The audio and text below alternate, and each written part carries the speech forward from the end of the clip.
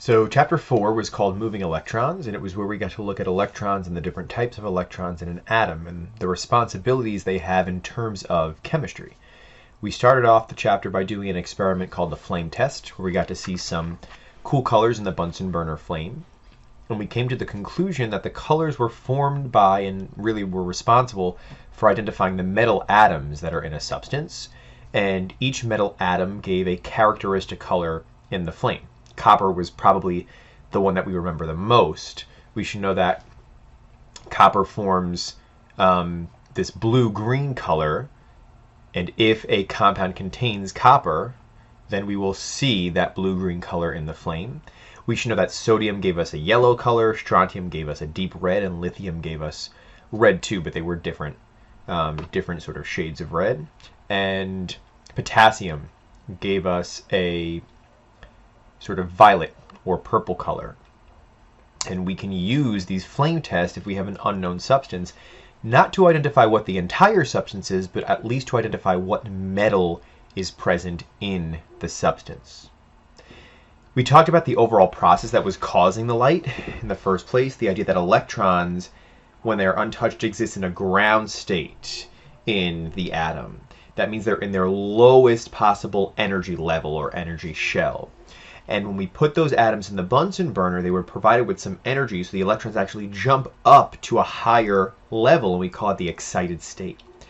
And when the electron falls back down, because it wants to exist in the ground state, the excited state is only a temporary unstable state for it. So they will inevitably jump back down. And when they fall back down, they release the energy that they absorbed to get up to a higher energy level, and they release that energy in the form of a photon or light. And different energy transitions are responsible for the photons that are given off. Each metal atom gives off different photons because their electron configurations are different, and the different energies that the photons have correspond to a specific color. And we see some of the colors that we looked at here. We looked at the bright line spectra.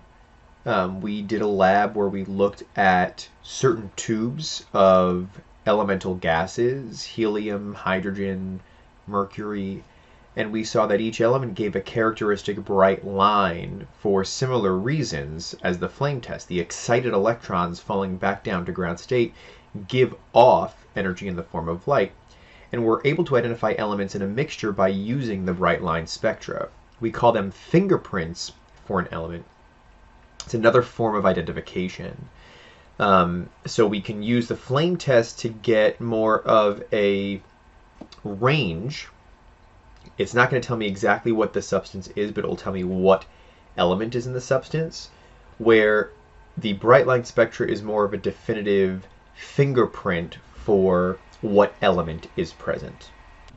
We then moved on to looking at simple atomic models and really just looking at the difference between core electrons and valence electrons. Valence electrons are on the outermost level or shell of an atom. Elements in the same group have the same number of valence electrons, and the core electrons are all the other electrons. Essentially, it's all the electrons except the valence electrons. And we came to the conclusion that elements in the same period have the same number of core electrons and number of shells or energy levels. And we can see that here with just these select elements. Elements in the same group have the same number of valence electrons, and we went for the representative elements or main group elements, meaning eliminating the transition metals that are sandwiched in the middle. We saw group 1 had 1 valence electron, group 2 had 2, 13 had 3, 14 had 4, all the way to 18, which had 8. And the period number corresponds to how many energy levels or shells each atom has. So period 1, those elements contain 1 shell, period 2 have 2, and so on and so forth. Now in the bright line spectra and flame test labs, we looked at how electrons can move within the atom from one level to another, but what if the atom was provided with so much energy that the electron not only jumped up to higher energy levels, but was completely removed from the atom? That led us into a discussion on ions. So we said before that atoms have equal numbers of protons and electrons, but if a neutral atom loses electrons, remember electrons are negative, So if they're losing negative charges, they are left as positive, and we call those positive ions cations. And then if a neutral atom gains electrons, because the electrons are negative, they become a negative ion. We call them anions. So I gave you two examples here. So let's look at sodium. This atom loses one valence electron, and when it loses that one valence electron, it now has 11 protons. We're not changing the identity of the atom when it loses electrons. So it still has 11 protons, but now it has 10 electrons. So overall, it has one more positive charge than negative, which is why this is a +1 ion, right? It loses that shell of electrons. And then in this example to the right, we have fluorine, which has 7 valence electrons as a neutral atom, but gains one electron to become a -1 ion, because now once it gains one electron, it has one more negative charge than positive charge. So in this example, let's take aluminum. Aluminum has 13 protons, and we'll just choose a random isotope of aluminum. So I'll give it 14 neutrons, so it's aluminum 27. And if we're going to draw an isotope of aluminum, including the electrons, aluminum is going to have, first of all, it has 13 electrons as a neutral atom. From its position in the periodic table, it's going to have 3 shells of electrons. Forgive my terrible circles here because I can't draw with this tablet. It's in group 13. So it has 3 valence electrons that we're going to place first. If there's 3 valence electrons of 13 total, then there's 10 core, and we fill from the first, which can hold 2, and then the second, which can hold 8. And that will give me 10 plus those 3 is 13. And then we looked at the idea that metals are going to tend to lose electrons. So aluminum will lose those 3 electrons to become an Al+3 ion. Sulfur has 16 protons, and again we'll make it a random isotope. We'll say it's sulfur 32. Sulfur also has 3 shells or 3 energy levels. Sulfur, being in group 16, has 6 valence electrons. So 1, 2, 3, 4, 5, 6. And then it has 16 total. So we're going to fill those first 2. And then 1, 2, 3, 4, 5, 6, 7, 8. Now the nonmetals we saw tend to gain electrons. And sulfur will gain 2. It started with 6. It's going to gain 2. To form S-2. Now what's similar about both of these when all is said and done is that they have 8 electrons on their outer shell. So sulfur had 6, gains 2 to have 8. Aluminum had 3, lost those 3 to reveal a new outer shell below, which has 8. Remember that 8 is great. That is what the octet rule is saying.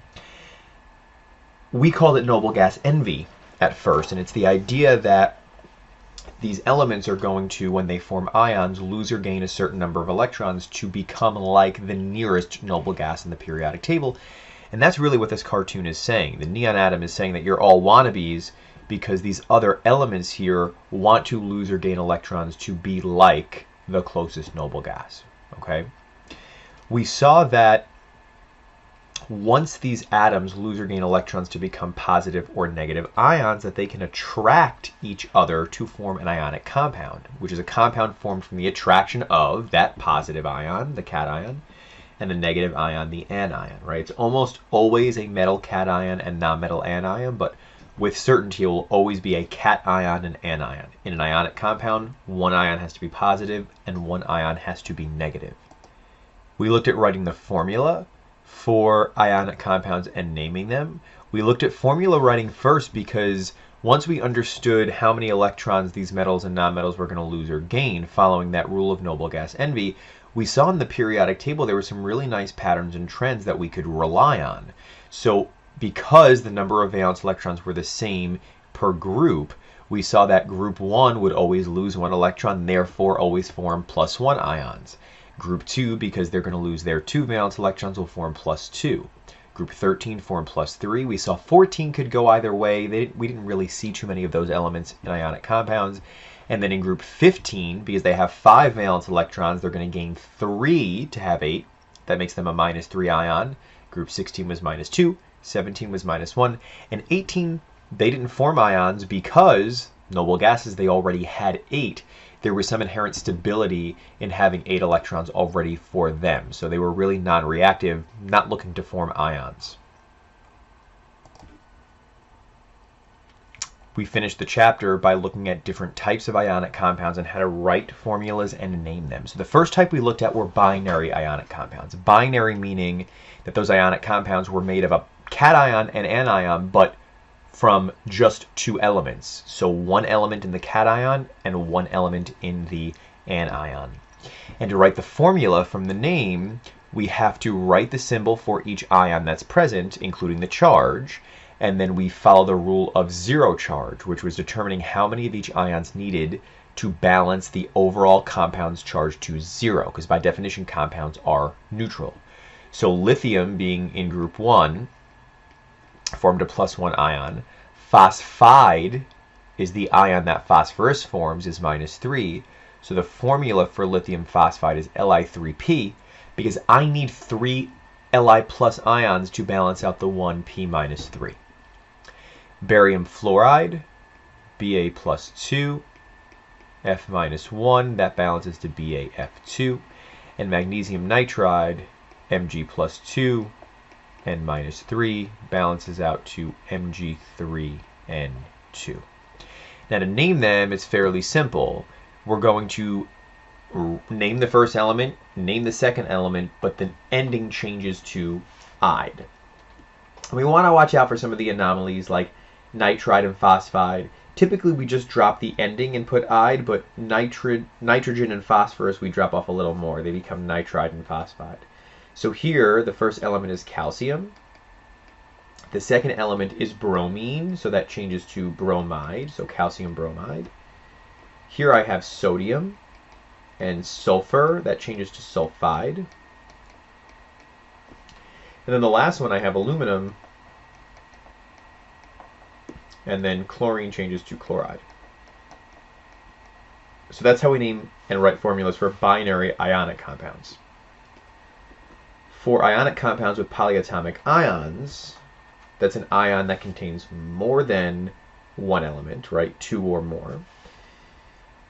We're going to write the symbol of each ion, including the charge.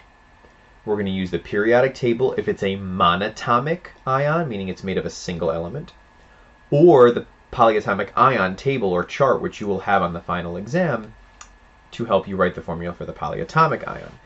We're still going to use the rule of 0 charge. The one thing we want to remember here is to use parentheses only if more than 1 polyatomic ion is needed. And you'll know it's needed in the formula based on how you need to represent it, and we'll look at a couple of examples here. So calcium nitrate. Now we have to be careful. Nitride would be just nitrogen, the ion that nitrogen forms. Nitrate is a polyatomic ion that has the formula NO3, so it's a nitrogen and 3 oxygens with a -1 charge. Now we're following the rule of 0 charge. I need 2 nitrogens to balance out the calcium. I need parentheses to show someone that I have 2 nitrates. I have 2 of whatever's in the parentheses, so parentheses are necessary there. That would be the formula for calcium nitrate. Aluminum sulfate, aluminum has a charge of +3, sulfate has a charge of -2. Writing the formula, I need 2 aluminums and 3 sulfates. And then strontium hydroxide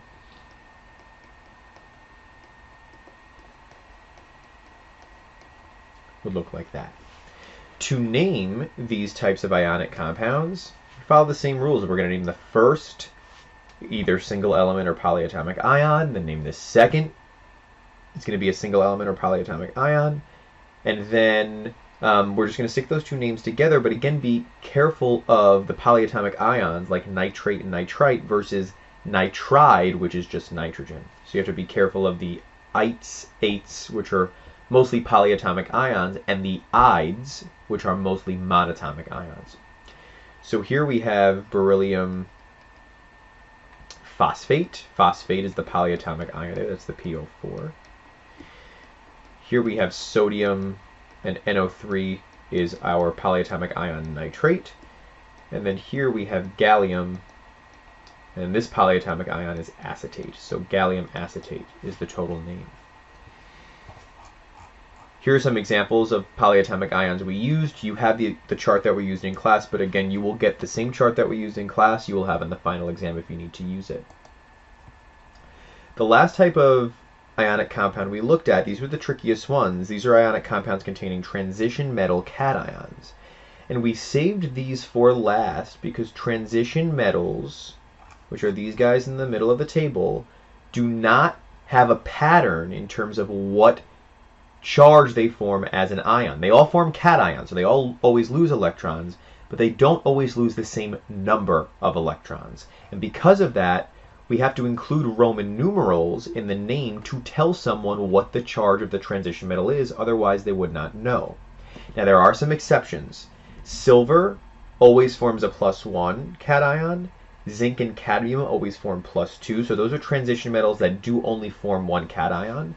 And then lead and tin are outside of the transition metal group, but they get Roman numerals when we name their compounds because they do form more than one positive ion. So let's look at naming and writing some formulas here. Manganese 2 chloride. We're going to write the symbol for each ion, including the charge. Right? Use the periodic table for single elements, polyatomic ion table for the polyatomic ions. Those same rules apply. The new one here is we're going to use the Roman numeral of the transition metal because that is the charge of the transition metal, and then we're going to follow the rule of zero charge. So manganese 2 chloride does not mean I have 2 manganese ions. It means the charge of the manganese is +2. I know chloride, that's regular, is -1, so the formula here is MnCl2. Balance as per usual. Iron 3 oxide, the iron 3 means the iron has a charge of +3. Oxides coming from oxygen, -2 charge, balance to 0, Fe2O3. And then lead 2 nitrate, lead has a charge of +2. Nitrate's a polyatomic ion, balance to 0. Lead nitrate looks like that. Naming these guys requires a little extra work, because if we follow our rules from before, I would get tin sulfide. The problem is, if you gave that to someone and asked them to write the formula, they wouldn't know to get this because they don't know what the charge of tin is. So we have to do some backwards work in breaking down the compound if it contains a transition metal to figure out what the charge is, so we include a Roman numeral with the charge. There's 2 sulfur ions here, each with a charge of -2, and there's 1 tin, so that 1 tin must have a charge of +4. IV is the Roman numeral for 4, so tin 4 sulfide is the name of that substance. Here I have cadmium, and I have phosphide. Again, we have to figure out what the charge of cadmium is. It's P-3, P-3, and then I have 3 cadmiums. Each cadmium would have to have a charge of +2, but remember that cadmium was one of our exceptions. Cadmium is +2 always, so actually cadmium phosphide does not get a Roman numeral. It would technically be incorrect to put it in there, so we have to recall that cadmium is one of our exceptions. So cadmium phosphide would be the name because we wouldn't need a Roman numeral because cadmium can only ever be a +2 ion. And then our last example, we have nickel phosphate, phosphate is the polyatomic ion. We need a Roman numeral because we don't know what the charge of nickel is. I have 2 phosphates that are each -3. I have 3 nickels, which each must be +2 to balance out the overall charges from the phosphate. So that's nickel to phosphate. We saw that transition metals, we did a lab where we created transition metal compounds, which were pigments, and then we used them to make paint. So transition metal elements are known for when they react to form compounds with other substances, other elements, their compounds are almost always colored. Really vibrant, interesting colors, which is why they're used a lot for dyes and paints, pigments, inks, that sort of thing. So this brings us to the end of chapter 4, which is moving electrons.